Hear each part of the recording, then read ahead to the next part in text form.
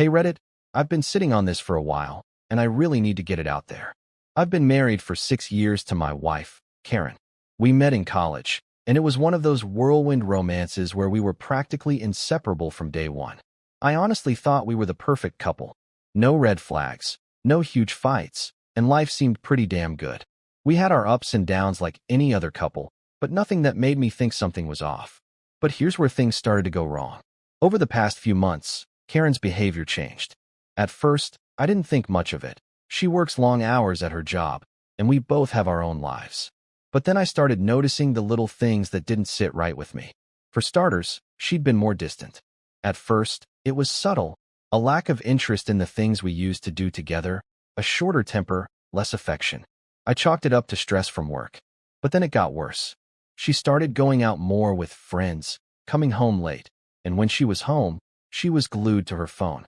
At one point, I caught her texting someone with a smile on her face. Nothing weird about it, right? But that smile, it wasn't a smile I'd seen directed at me in a while. So, I started keeping my eyes peeled, trying to figure out if my gut feeling was just paranoia. Spoiler alert, it wasn't. A few weeks ago, things took a turn. I was home early from work one evening. Surprise, right? And Karen wasn't there. Usually, she'd be home around 6 or 7. But this time it was already 8, and she wasn't answering her phone. I didn't think much of it. But as the hours ticked by and I still didn't hear from her, something inside me shifted. It wasn't like her to just disappear without a word. Finally, around 10 p.m., she sent a text saying she was just out with a friend. No big deal, but I couldn't shake the feeling something was off. I don't like to be a snoop, but that night I felt like I had no other choice. I'd seen the texts earlier, and the name Chris kept popping up. Not someone I recognized, but it wasn't like I had any reason to question her friendships before. I decided to check her phone. I know, I shouldn't have, but I'm being honest here. I was consumed by this nagging feeling that wouldn't go away. I wasn't prepared for what I found. Her messages weren't innocent at all. There were dozens of texts between her and Chris. Way too many for just a friend. I scrolled through, my heart sinking with each line. They were clearly flirting. My stomach twisted as I read things like, "Can't wait to see you again tonight, babe," and "You're the only one who understands me." She had been lying to me, and it wasn't just once. This had been going on for weeks, maybe months. I don't even know what I was feeling at that moment. Anger, shock, disbelief. I felt like I was in some kind of twisted dream, and I couldn't wake up from it. The person I trusted more than anyone had been betraying me. So I waited. I waited for her to come home. And when she finally walked through the door around 11:30 p.m., I couldn't hold it in any longer. She looked surprised to see me up, but she didn't seem particularly guilty, just tired, like she'd had a long day. I asked her where she'd been, and she hesitated for a moment before saying, "Just out with some friends." She threw in a weak smile, trying to brush it off. But something in her eyes wasn't right. I could feel the tension, and it was like she knew the game was up. I told her I'd been looking at her phone, and immediately, her face dropped. She stammered, "What are you talking about?" But I could see it in her face. She knew exactly what I meant. I showed her the texts. I didn't even have to say anything at first. I just handed her the phone. I watched as her face went from confusion to panic, then to deflection. She tried to laugh it off, saying, "Oh, it's not what you think. It's just friendly banter. You know, Chris, we've been friends for ages." I didn't buy it for a second. I told her to stop lying, that I knew exactly what was going on. Her response? A cold, defensive attitude. "Well, maybe I'm just looking for some attention, okay? You've been so distant lately, and I wasn't getting it from you." The nerve. I was speechless. She blamed me for this. She said I was the reason she'd been texting some other guy like that. She kept twisting things, making it sound like it was my fault. She kept saying, "I don't know what you want me to say. It's not like I've done anything with him."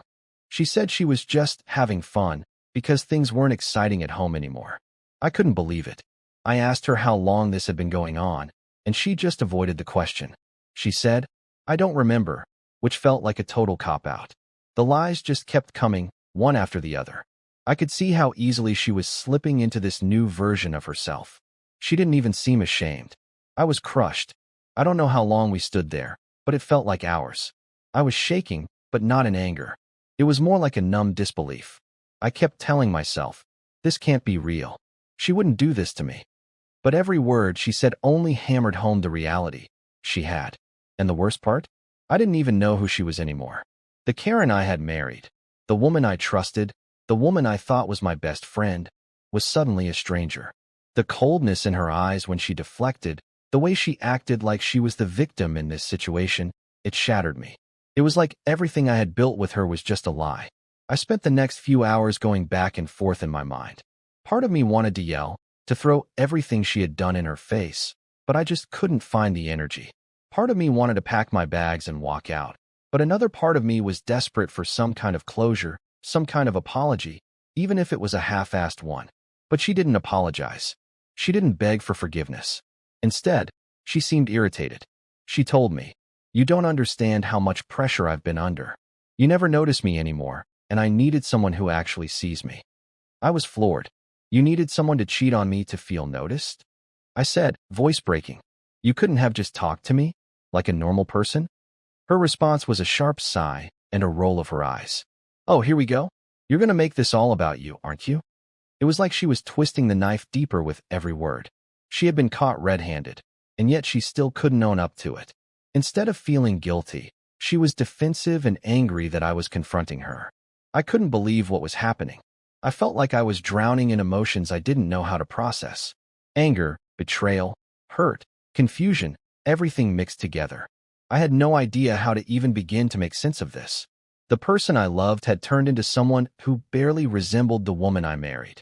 And in that moment, I realized that the marriage I had thought we were building had been crumbling right beneath my feet without me even noticing. The next few days were a blur. I couldn't sleep, couldn't eat, couldn't think straight.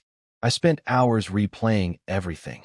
Our conversations, the way she acted, the small signs I'd ignored. It was like looking back through my life with new eyes, and everything seemed different now. She had taken something so sacred and shattered it without a second thought. The more I thought about it, the more I realized I couldn't stay in this. I couldn't live in a relationship where I felt so unimportant, where I was being lied to every day. I didn't recognize the woman I'd married, and maybe worse, she didn't even care. She was more upset that I had caught her than she was about the fact that she'd hurt me. But here's the kicker. I wasn't ready to just throw everything away. We had built a life together, and I wasn't completely ready to let that go. Maybe that's naive, but it's the truth. I wanted to fix things. I needed to know if there was any way we could rebuild. So, I asked Karen if we could talk. I wanted her to be honest, for the first time. I told her I couldn't live in this mess anymore. Either we would work through this, or we would have to separate. She just stared at me for a long time, and for a moment, I thought she might actually agree to work on it. But then she shook her head. "I don't know if I can do that," she said softly, almost like she was too tired to care anymore. "I don't know if I want to." That was it. The moment the words left her mouth, I realized there was nothing left to save. She had emotionally checked out long before I ever caught her. I told her I needed space. I needed time to think about what I wanted. She didn't fight it, though she seemed more annoyed than upset, which only confirmed what I had already suspected. She wasn't invested in fixing anything. I moved into the guest room that night. We didn't say much after that, but the silence said everything. The next few weeks were a blur of awkward conversations and attempts to salvage a marriage that had already been irreparably broken. And eventually, after a lot of thought, I made the decision. I couldn't keep living in this limbo. I filed for separation. I couldn't imagine a future with someone who had no respect for me, for our marriage, or for what we had built together. It hurt. It hurt more than I ever thought possible, but I realized that it was the right thing to do. I needed to find myself again, and I couldn't do that by staying with someone who wasn't even trying. I don't know what the future holds, but I know one thing for sure. I'm never going to settle for someone who treats me like that again. I've been separated for about a month now, and honestly, it's been the most difficult, confusing time of my life. I'm still processing everything, trying to figure out who I am outside of that relationship. I never imagined I'd be here, but life has a funny way of throwing curveballs at you when you least expect it. Looking back, there's a part of me that wishes I had seen the signs earlier. There were moments when things felt off, when I felt distant from Karen, but I ignored it. I told myself it was just the stress of life, just the ups and downs every couple goes through. I think a lot of us do that. We push things under the rug because we don't want to face the reality of what's really happening. And I get it now. I get why people say trust your gut, because mine was screaming at me, and I just didn't listen. But here's what I've learned. I can't change the past, but I can control my future. I'm not perfect, but I know I deserve someone who values me, someone who doesn't treat me like a second option. And as hard as it is, I'm slowly coming to terms with the fact that Karen wasn't that person anymore, and maybe she never truly was. To anyone going through something similar, my advice is simple. Don't ignore your feelings, and don't let someone else's lies dictate your worth. Relationships take work, but they should never feel like one person is doing all the work while the other is actively tearing things apart. You deserve respect, love, and honesty. If you're not getting that, don't be afraid to walk away. It's painful, but in the long run, it might be the best thing you'll ever do for yourself. I don't know what's next for me, but I'm finally starting to find peace. Maybe someday I'll be able to look back at this chapter of my life with a little more clarity and less pain, but for now, I'm focused on healing and moving forward. Thanks for reading, Reddit.